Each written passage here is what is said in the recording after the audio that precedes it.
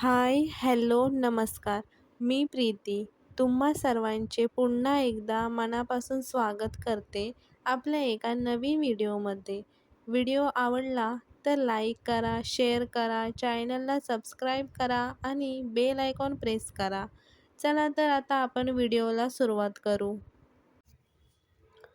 शिवचरित्रातील तान्हाजीचा पहिला उल्लेख शिवाजी महाराजांनी सुरू केलेल्या स्वराज्याच्या पवित्र कार्यात जी मावळे मंडळी अगदी सुरुवातीपासून त्यांच्या सोबत राहिली, कायम एकनिष्ठ राहिली, त्यांपैकी अनेक जण महाराष्ट्राचा इतिहासात अजरामर झाली.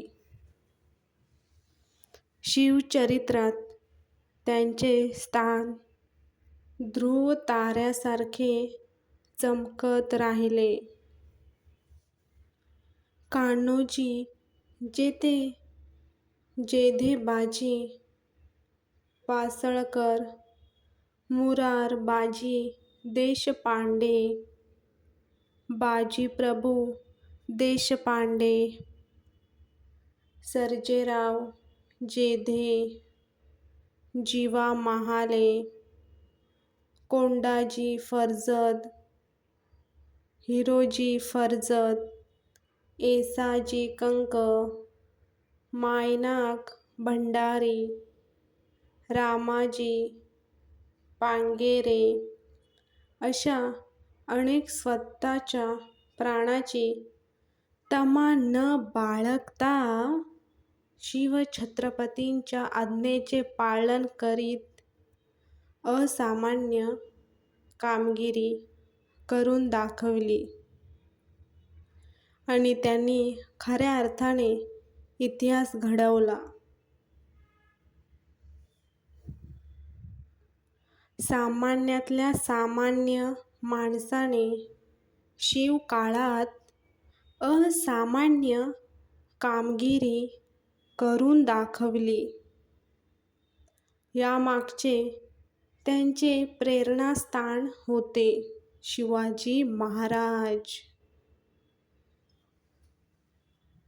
पण त्या एकनिष्ठ मावळ्यांच्या मांदियाळीत एक नाव मात्र असे आहे की जे उच्चारताच प्रत्येक मराठी माणसाची छाती अभिमानाने फुलते.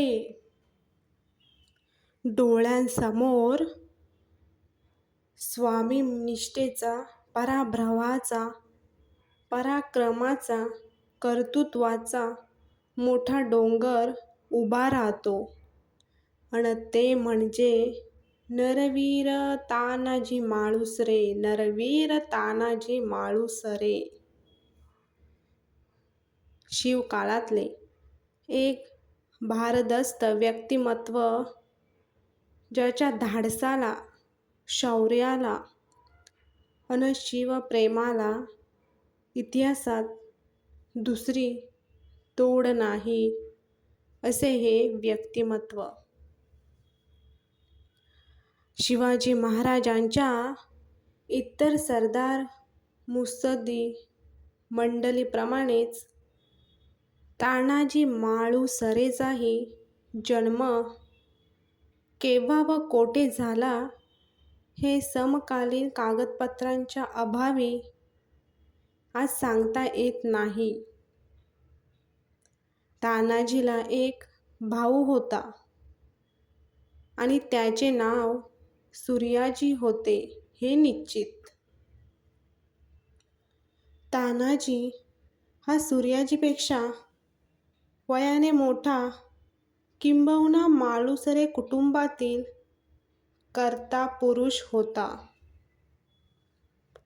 आणि ज्या अर्थी शिवाजी महाराजांनी त्याला आपल्या सैन्यातील पायदळात 1000 हशमांचा म्हणजे 1000 पायदळातील सैनिकांचा सुभेदार म्हणून नियुक्त केला होता. त्या अर्थी तो तितका कर्तबगार देखील होताच. नरवीर तानाजी मालुसरे छत्रपती शिवाजी महाराजांचे अतिशय जवळचे मित्र आणि अतिशय शूरवीर असे निष्ठावान सरदार होते. ते शिवाजी महाराजांच्या सोबतीने मराठा राज्य आणि हिंदवी स्वराज्य यांच्या स्थापनेसाठी सुभेदार म्हणून काम करीत होते. तानाजी शिवाजी महाराजांचे अतिशय लहानपणापासूनचे मित्र होते. त्यांनी IS 1617 मधील सिंहगडाच्या लढाईत अतिशय महत्त्वाची भूमिका बजावली. तसे तर छत्रपती शिवाजी महाराजांच्या सैन्यात अनेक शूर सरदार होते, पण कोंढाणा किल्ला सर करण्यासाठी शिवाजी महाराजांनी नरवीर तानाजी मालुसरेची निवड केली. तानाजींच्या पराक्रमामुळे कोंढाणा किल्ला स्वराज्यात सामील झाला. पण या युद्धात तानाजी मारला गेला. ही गोष्ट शिवाजी महाराजांना कळली तेव्हा ते दुःखाने म्हणाले, गड आला पण सिंह गेला, गड आला पण सिंह गेला. अशा या नरवीर तानाजी मालुसरेंचा जीवन संघर्ष वाचकांसमोर उलगडून दाखवण्याचे काम हे पुस्तक करते. अजय देवगण तानाजी मालुसरे यांच्यावर एक बिग बजेट हिंदी चित्रपटाची निर्मिती करीत आहेत. हा चित्रपट जानेवारीमध्ये प्रदर्शित होणार आहे.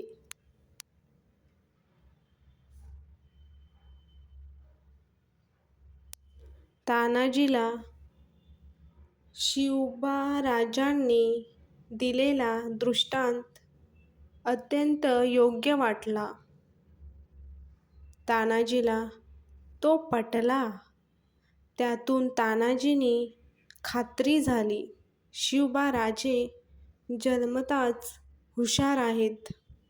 तसेच ते महान कलाकारसुद्धा. गेली 3-3.5 शतके हाच परिसर, हेच लोक, हेच पर्वत अन पर्वतावर असलेले किल्ले, क्षत्रात्रेसुद्धा तीच. मग इथल्या कुणालाच आपल्या रयतेच्या हिताचे, सर्वांना सुखी करेल, स्वास्थ्य लाभेल असे राज्य निर्माण करावे असे का बरे वाटले नाही? लोकांच्या मनावर विविध प्रकारची भय अन गुलामगिरीची पूट चढली आहेत. ती दूर करण्याची बुद्धी कुणालाच कशी झाली नाही? पण ती बुद्धी शिवबाराजांना झाली. शिवबाराजांनी माणसात प्राण ओतून त्यांना उभे राहण्यास शिकवले. त्यांना उभे केले.